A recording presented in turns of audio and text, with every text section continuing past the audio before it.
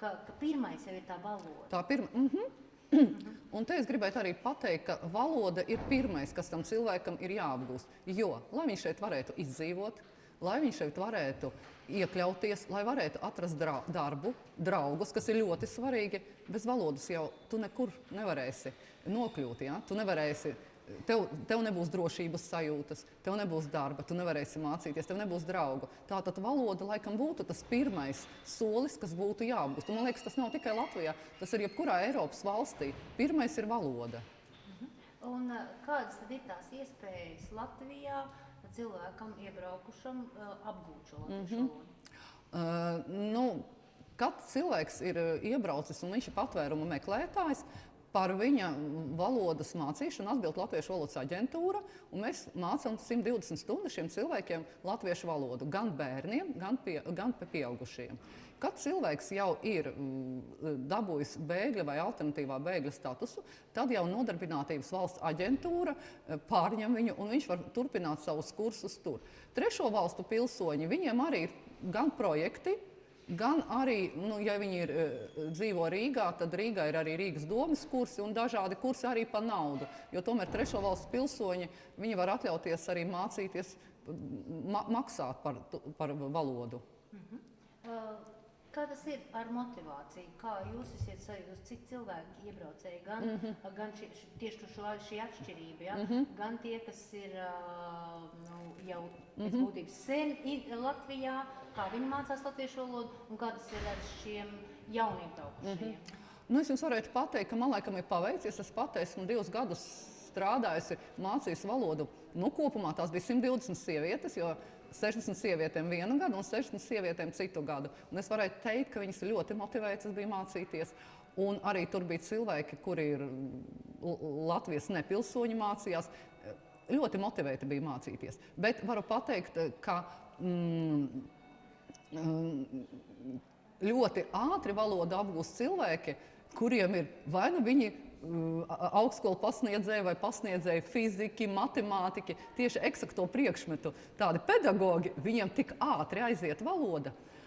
Ja mēs runājam par tiem patvērumu meklētājiem, tad es arī nevaru teikt, ka ir motivācijas trūkums. Jā, tur varbūt cilvēks var slimot, tā kā viņš iebrauc citā klimatiskajā zonā, vai vēl kaut kāds problēma var būt. Bet cilvēki ar prieku mācās valodu.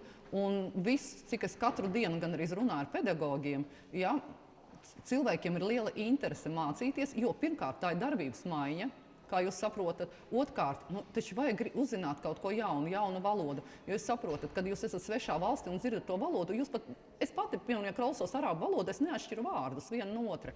Un šeit, mācoties valodu, pirmais solis ir tas, ka cilvēks atšķir katru vārdu atsevišķi. Tas ir tas pirmais solis. Man vienmēr bija interesanti, kā tad latviešu valodu uztver tie cilvēki, kuri nekad nav dzirdējuši. Un tad viens no tādiem, ko man ir teikuši, ka ļoti daudz skaņas ir vārdos, ja? Un otrais, ko man meita stāstīja, ka Vācijā viņu visu laiku lūdz parunāt latviski un saka, vai kaut kāda japāņu valoda. Mani sauc. Mūžam es nevarētu salīdzināt latviešu valodu ar japāņu, bet redziet, kā kurš dzird.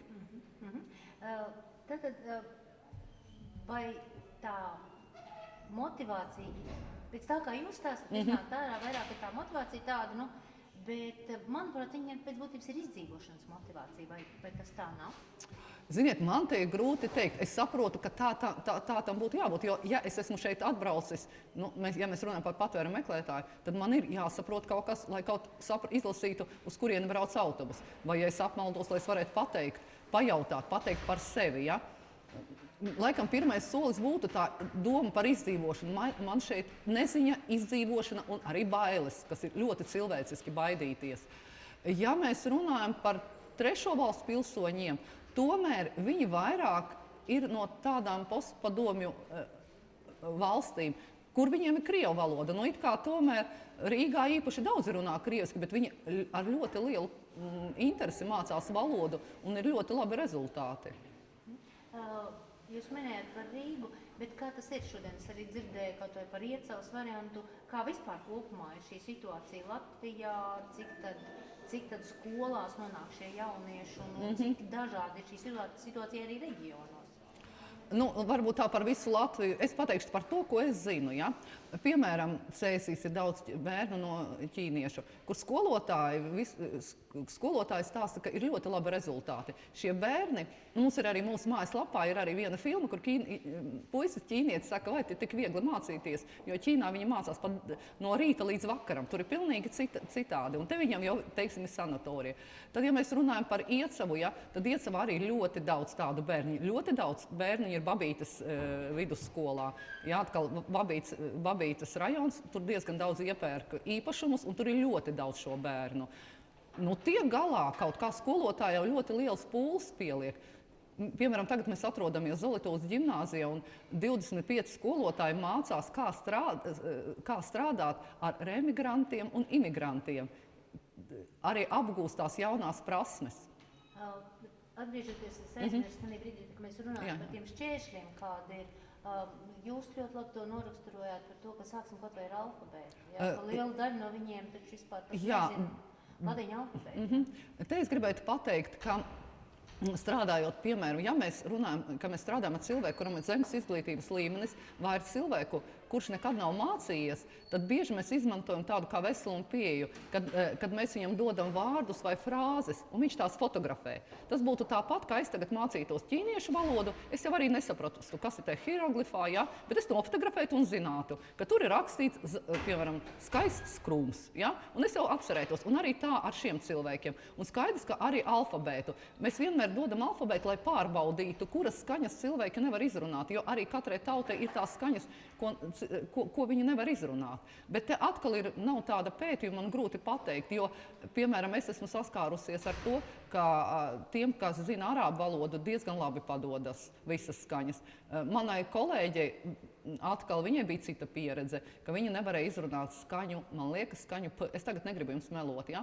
Bet atkal runājot ar cilvēku, kurš labi pārzina šīs valstis, ja? Viņa teica, ka ir ļoti liela atšķirība arī arābu valodām, ja? Kad divi cilvēki, kuri abi runā arābu valodās, ja? Bet no dažādiem reģioniem viens otru var nesaprast. Tāpēc arī tā grūti pateikt, kā ir. Bet vienmēr skaidrs, ka mēs sākam vairāk ar tādām frāzēm, ko cilvēks varētu uzreiz izmantot. Jo ļoti svarīgi tam, kas sāk mācīties, tūlītais rezultāts. Es iemācījos šo frāzi, un es uzreiz to frāzi varu izmantot.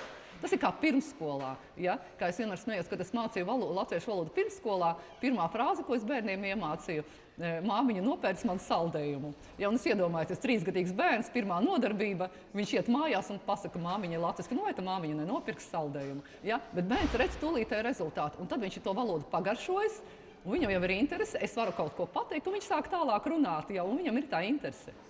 Kāda ir kopējā situācija tīri, lai mācītu šiem gan trešvalstniekiem, gan patvērumu meklētājiem, lai mācītu latviešu valodu, vai ir pietiekoša metodiskā bāze, viss nepieciešamais materiāls, vai mēs esam gatavi to darīt? Jā.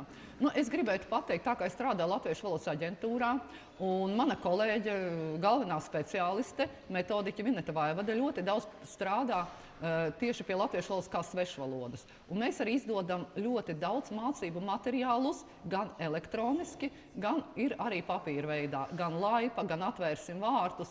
Skaidrs, ka universāla mācība līdzekļa nebūs nekad, jo ir tik atšķirīgi visas situācijas, visi cilvēki ir tik atšķirīgi, ka nekad nebūs tāda universāla līdzekļa.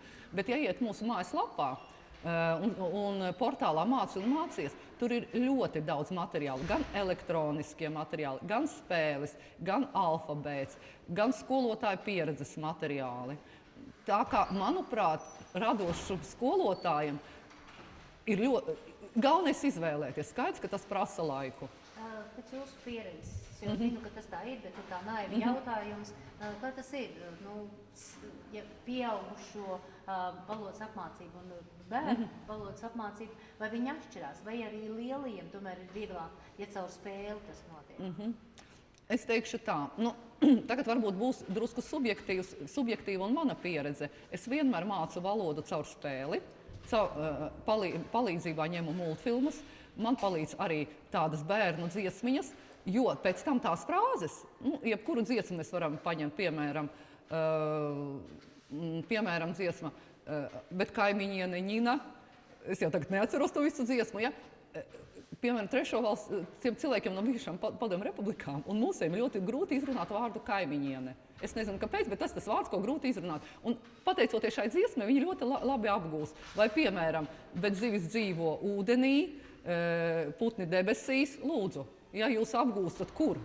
Ja ūdenī, debesīs, tad šis ir sarežģīti, ja mēs sāktu ar gramatiku. Ja, bet dziesmā viņš ir apgūst, un viņš jau to visu var pielietot savā ikdienā. Kāda ir tā sadarbība? Cik veiksmīgi veidojās sadarbība? Piemēram, ir izveidots šis integrācijas informācijas centrs, pie drošās mājas.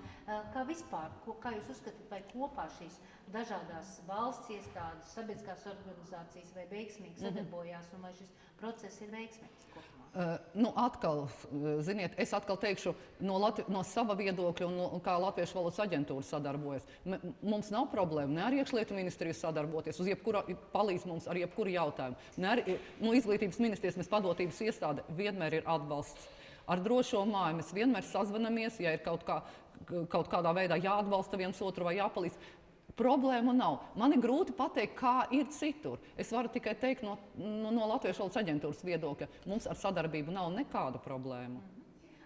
Jūs droši vien arī strādājat ar šo tēmu, saskaraties ar līdzcilvēkiem, un ka viņi, tā kā vienmēr saka, tur bēgļi, un tie taču Dievs, tur spridzinās šaus, visu kaut ko darīs. Kāda ir jūsu atbilde, kāpēc mums vajag viņus integrēt? Kāpēc mums vajag viņiem mācīt latviešu valodu? Es te atbildēšu kā vienā filmā. Es esmu par to, lai visā pasaulē būtu miers. Bet situācija ir tāda, kāda ir, un tie cilvēki ir atbraukuši, un mums ir jāstrādā ar šiem cilvēkiem. Mēs nevaram vienkārši atbraukuši un lai tur dzīvo, neko par viņiem neinteresēties. Te, ja kādu interesē, var pameklēt informāciju, kas bija Vācijā 70. gados, kad pie viņiem iebrauca turki, piemēram. Ja? Bet es gribētu pateikt, ka valsti ir jāatbalsta, un cilvēkiem ir jāatbalsta, lai šie cilvēki mācītos valodu, lai viņi varētu integrēties. Jo citādi, priekš kam mums taču nav vajadzīgi kaut kādi atsevišķi rajoni vai vēl kaut kas. Paturpiniet vēl to tēmu, jo tas piemērs, par ko jūs šodien arī konferencē runājāt, par to, kas notika tad, ja mēs nedarījām šo neveicām. Te es gribētu tādu piemēru, diezgan populārs piemērs, kad es kādreiz kad mūs mācīja par bilingvālu izglītību, tad ārzemnieki vienmēr ļoti bieži pieminēja tādu piemēru ar 70. gadi Vācijā, kad tika uz Vāciju uzaicināti ļoti daudz Turcijas iedzīvotāju, bet bija uzskats, ka viņi brauks projām un nav vajadzības viņus integrēt. Bet aizbrauc tikai katra 4. ģimene. Ja? Un tad vesela paudze palika, kura nezināja vācu valodu, kuri, teiksim, nebija integrējušies, bet es varu pateikt, tagad tā 3. paudze, viņi jau mācās augstskolas, skaidrs, ka tas ir aizgājis. Bet es negribētu, lai Latvijā, piemēram, arī tāda situācija būtu. Un kamēr to cilvēku tomēr nav daudz, mums ir vieglāk palīdzēt viņiem. Vai kaut kas tāds, ko es nepajautāju, bet ko jūs noteikti gribētu par šo tēmu pateikt? Nē, nav. Bet, es nomocīšu jūs. Labi, paldies. Vai